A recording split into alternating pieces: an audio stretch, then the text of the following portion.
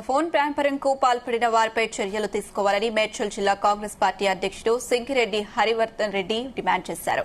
గత ప్రభుత్వం phone ట్యాంపింగ్ case విచారణపై Jubilee Hills ACB కార్యాలయానికి సింగిరెడ్డి హరివర్ధన్ రెడ్డి నాయకులు కార్యకర్తలతో కలిసి తరలి వెళ్లారు. గత ఎలక్షన్లో కామారెడ్డిలో రేవంత్ రెడ్డి పోటీ చేసిన స్థానంలో అనుమల కొండలరెడ్డి తాను ఇన్ఛార్జిగా ఉన్న సమయంలో మా ఫోన్ ట్యాంపింగ్ చేసి రేవంత్ రెడ్డిని కామారెడ్డిలో ఓడించారని తెలిపారు.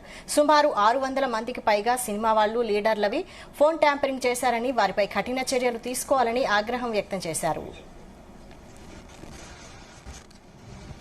తెలంగాణ చరిత్రలో, దేశ చరిత్రలోనే ఫోన్ ట్యాపింగ్ అనేది ఒక కీలకమైనటువంటి ఘట్టం. మన భారతదేశ చరిత్రలో ఎప్పుడు కూడా జరగనటువంటి చాలా తీవ్రమైనటువంటి సమస్య ఫోన్ ట్యాపింగ్. దాదాపుగా అన్ని పార్టీలకు చెందినటువంటి 650 మంది ఫోన్లు, ప్రముఖుల ఫోన్లు, అందులో సినిమా వాళ్ళు కానీ, రాజకీయ నాయకులు కానీ, అదేవిధంగా వివిధ పార్టీలకు చెందినటువంటి మంత్రులు, అదేవిధంగా జడ్జిలు, మరి ఎంతోమంది బిజినెస్ మెన్లు సినిమా వాళ్ళ మీద వాళ్ళ ఫోన్లను ట్యాప్ చేయడం జరిగింది.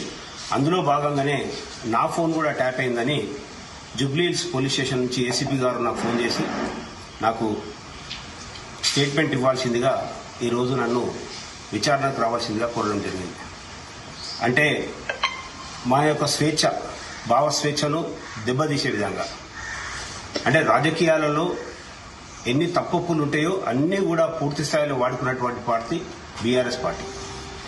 మరి ఈరోజు ఒక మేడ్చల్ జిల్లా నాయకునిగా నాకు మొన్న ఆనాడు ఉన్నటువంటి పీసీసీ అధ్యక్షుడు రేవంత్ రెడ్డి గారు కామారెడ్డిని నిలబడ్డప్పుడు అక్కడ కేసీఆర్ గారు, అదేవిధంగా బీజేపీ క్యాండిడేట్గా వెంకటరమణారెడ్డి గారు, కాంగ్రెస్ పార్టీ నుంచి రేవంత్ రెడ్డి గారు నిలబడడం జరిగింది. నన్ను అక్కడ కామారెడ్డిలో ఇన్ఛార్జిగా వేస్తే నన్ను అక్కడ కామారెడ్డి టౌన్కు నన్ను నియమించడం జరిగింది.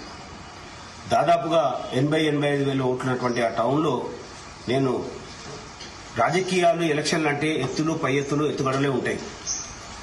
మరి నా ఫోన్ ట్యాప్ చేసి రేవంత్ రెడ్డి గారు సోదరుడు కొండలరెడ్డి గారు, నేను అక్కడ ఉండడం జరిగింది.